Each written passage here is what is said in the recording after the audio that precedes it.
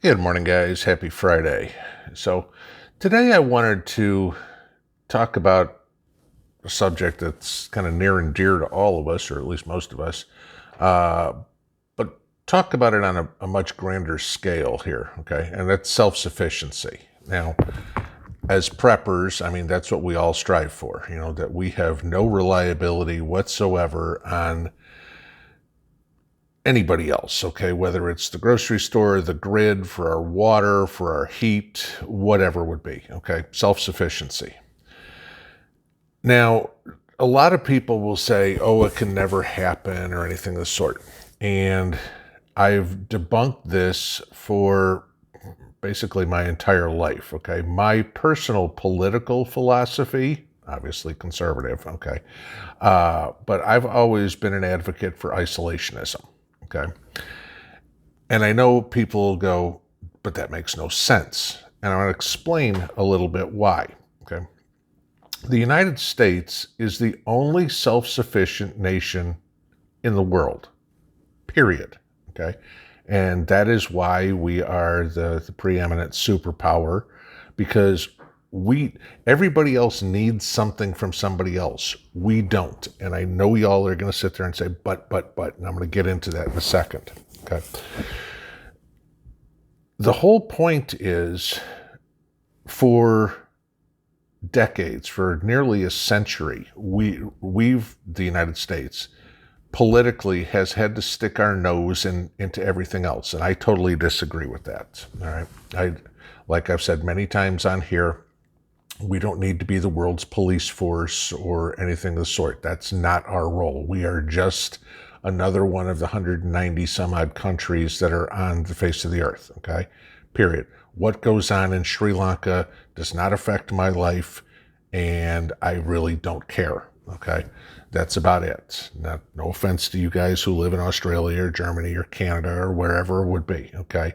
But what I do on my property has no effect to what you do on your property, period, okay? And I think, a lot more of us should realize that.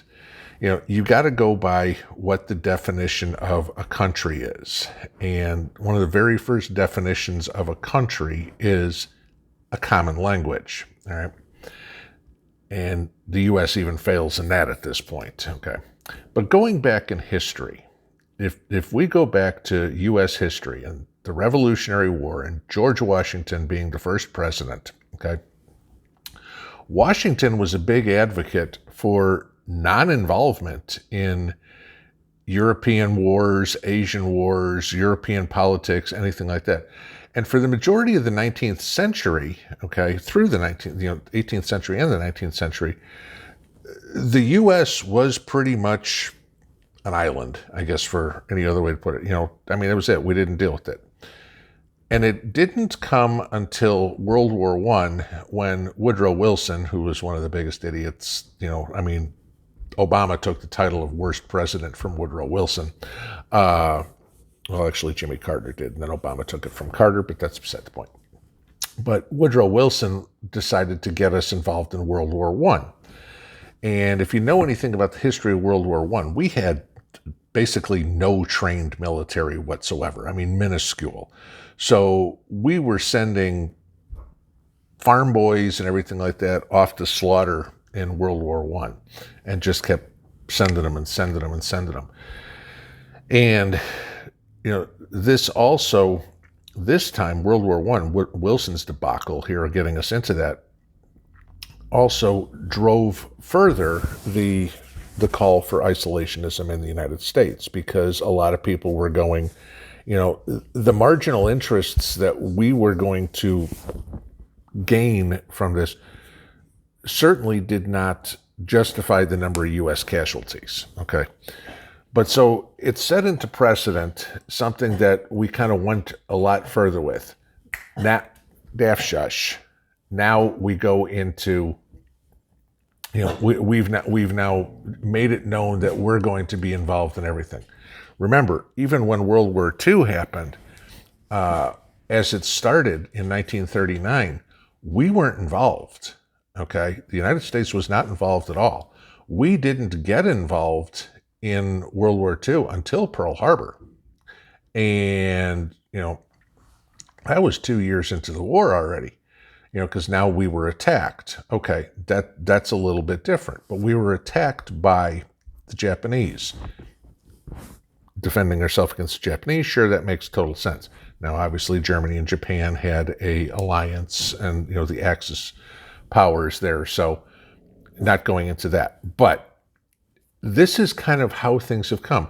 And then you get into this whole globalism crap of what's going on now. And now this is where our problem happens. Now, we don't require anything from anybody, all right? And what's silly about this is we don't require anything, yet we're a net importer as a country. We import more than we export. Now, why? I mean, this is pretty obvious because it's cheaper to make stuff in China, Vietnam, India, whatever it is, than it is to make it in the United States. But can it be made in the United States? Yes. And, the problem is just convincing Americans to pay more for it.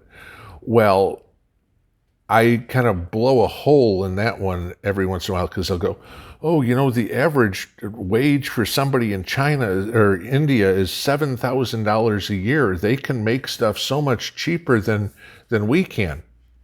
Sure, I agree. Okay. So somebody explain to me why a pair of Nikes costs $200 if the person that they're paying to make it makes 12 cents an hour. Okay. It's not the wages of the people, it's the greediness of the companies that are doing it.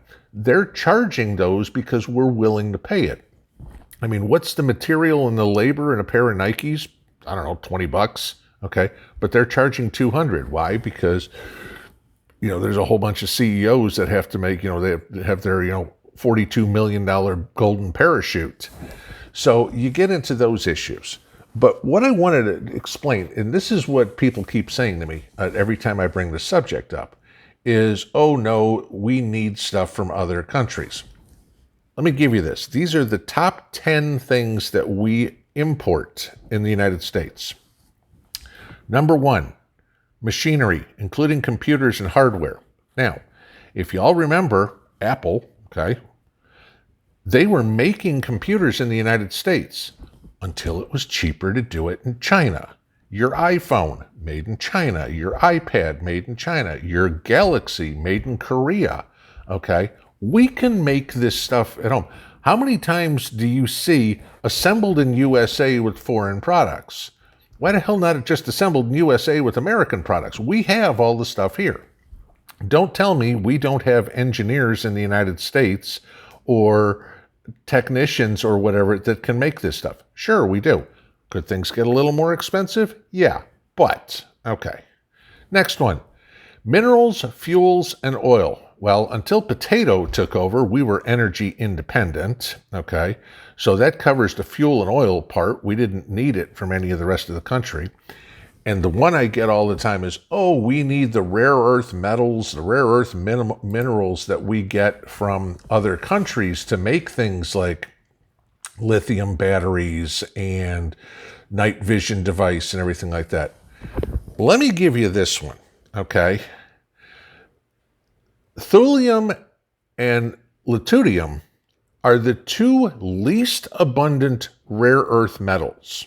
You can find them in the United States, okay?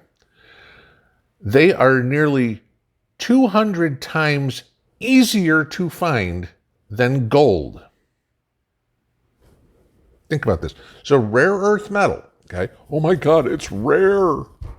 But it's 200 times more plentiful than gold. We have no problem finding gold, okay?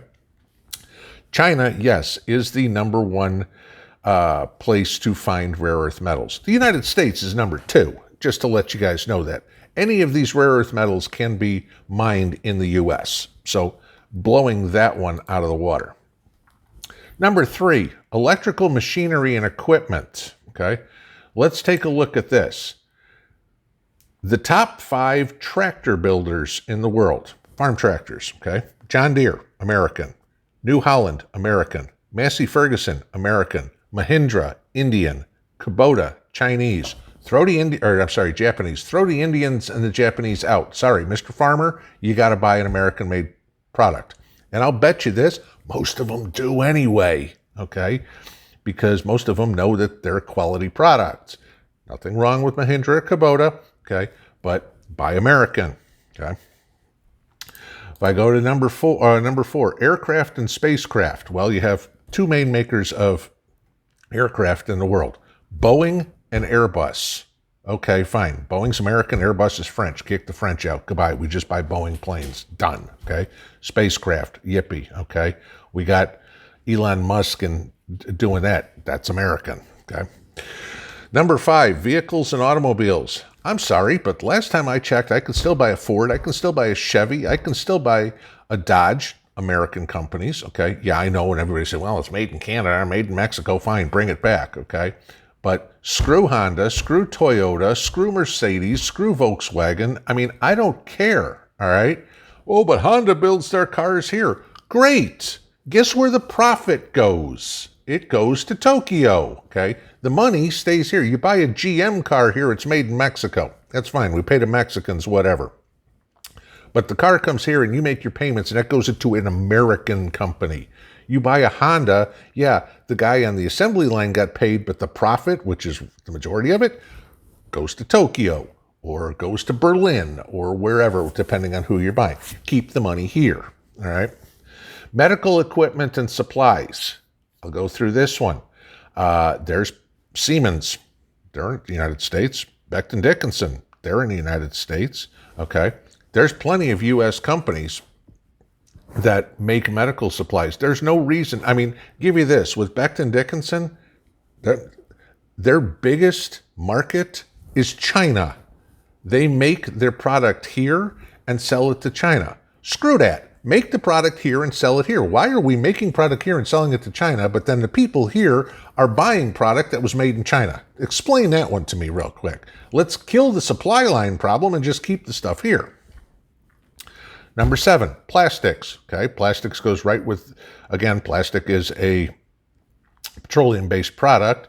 If we can produce the petroleum here, we can produce the plastic here. End of story. Gems and precious metals. I just went through the whole rare earth metals and stuff like that. So we don't have an issue with that. Gems. I'm sorry if you can't buy that 5-carat diamond ring or something like that in the United States. You know, that's been recently mined. Most of the diamonds coming out are blood diamonds anyway. So, you know, find an heirloom if you want it. I'm sorry if we don't have the gemstones for you. Tough. It's a novelty item anyway. It's not something that you need in your life, okay? Unless you're cutting glass or something, you have not a whole lot of use for diamonds, okay? Other than, gee, I want something pretty on my finger, okay? Pharmaceuticals. Most of the pharmaceuticals in the world are made in India. Why? Because it's cheaper, okay? And what do? They send it to us, and we wind up paying exorbitant prices on it. Same pharmaceutical that's made in India and sold here for hypothetically $85 is sold in Korea for $2. Exact same thing. Where's the problem? Make it here. If we're already paying $85, guaranteed we can wind up making it here and selling it for $85. No cost difference. Organic chemicals. Gee, where are most of the chemists in the world? Here. Okay. Those are the top 10 things that are there. Everybody says, well, food. Okay. Again, we are the only self-sufficient nation on the face of the earth. We are a net exporter in food. Okay. Canada, Mexico, the EU, Chile, and Brazil. Yeah. South America. Okay. Import food from the United States to the tune of $14 billion a year worth of food is sent over, okay? And that's not including how much soybeans, corn, all that crap that we send to China. So this is what I'm saying, guys. I've done the videos yesterday on all this crap about China taking over us. It's about time where we get somebody in Washington, president, senator, congressman, who's got some balls, who says, let's go back to what the U.S. was founded on. The hell with everybody. Close the borders at the north, close the borders at the south, close the ports. Yes, I understand 8.6% of our 100% GDP, okay, comes from exports. Understand that, okay? That means 91.4 comes from what we already do. Great. You know what? You bring all this stuff back. Now you have more jobs in the United States. Now you have more production in the United States. Guess what? We'll make up that 8.6% real easy, okay? And the hell with everybody else. They need to be on their knees coming to us, not the other way around. This is the problem. The rest of the world thinks that they can just walk all over the U.S. and demand all this stuff from us. Screw them, okay? I'm sick and tired of feed the kids, okay? Oh, there's starving kids in Kenya. Great, there's starving kids in Philadelphia too. Let's feed them first, okay? Harris down in Guatemala, we're going to give you $360 million to, make life better for your people here. Screw that. Give $360 million to the American citizens to make their life better here. Okay. Again, I will say this for the umpteen millionth time in my life. I don't want to see one penny go to a country overseas until every single kid in this country goes to bed with a full belly and a roof over their head. Until then, we have no freaking business doing anything for anybody, and everybody else can come begging to us. All right? That is self-sufficiency. That is what this country needs to get back to, okay? Where we provide for our own, and then if we have extra, we can consider giving it to somebody else. None of this, we're going to send most of our corn to China, and screw it, we're going to raise the prices on Americans. That doesn't fly to me, all right? This is what's going on, guys. We need, with all this crap, self-sufficiency on your homestead, in your neighborhood, in your county, in your city, in your state, in your country is the only way this country is going to survive. If we continue to sell the country out to the rest of the world, we'll be owned by China by the end of the decade. Have a good Friday. Pinball out.